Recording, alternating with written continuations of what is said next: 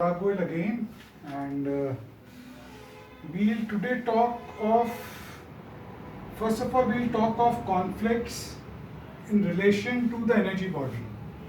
Now, whosoever has watched my videos on YouTube with regard to the energy body and chakras must be aware of the fact that energy body, which is around our physical body, this is the physical body, controls our, the energy body which is around the physical body controls our physical body.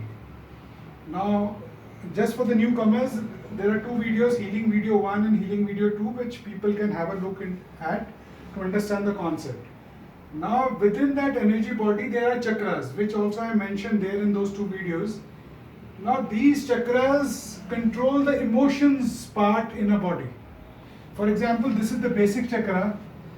This gives you the emotion of security in the body. So if your basic chakra is healthy, growing, you will feel secure in life. If it is not, then a person will feel insecure in life. In a similar manner, the second chakra is the sacral chakra or hara chakra. It controls desires. The third chakra is the solar chakras, which gives you control over life, the feeling of control. People who have bad solar chakra normally are people who are very rigid, who do not want to listen to anybody.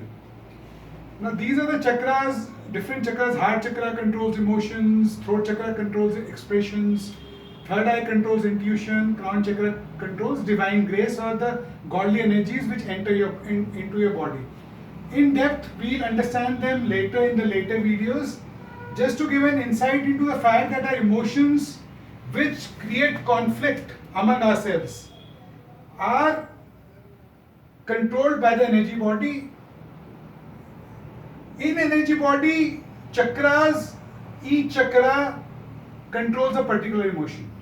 Now what happens when any individual gets into a situation of conflicts in life?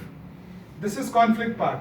So normally a lot of people, what they do is they get into concept of doing yoga, meditation, prayers, healing, following a spiritual path like Hare Krishna movement, Gayatri. There are a lot of things that people start doing, taking out time separately and following these paths so as to reduce conflicts in their life. This is the reduction part, and which in turns makes them happy. So this is what mostly people are doing. Now this is a concept which, or this is the phenomena which is happening with a lot of us. Now another thing which I would like to explain here is that all these things were happening also 5,000 years back when Mahabharata took place. Now everything was happening at the time of Mahabharata, and at that time, to resolve these conflicts, Lord Krishna spoke Bhagavad Gita to Arjuna, which is the final solution to get peace and happiness. So when we see Gita, we have to see it from perspective of reducing conflicts in our life, making us happy, and also able to manage our energy body in a better way so that our emotions are balanced, because once the emotions are balanced, we are happy. So this is my second video on Gita, and maybe we'll do one more understanding the backdrop of Gita, and then we'll start with the actual lessons or the chapters. Thank you. This is Parag from Manma Healing Center. Thanks a lot for your time. Thank you.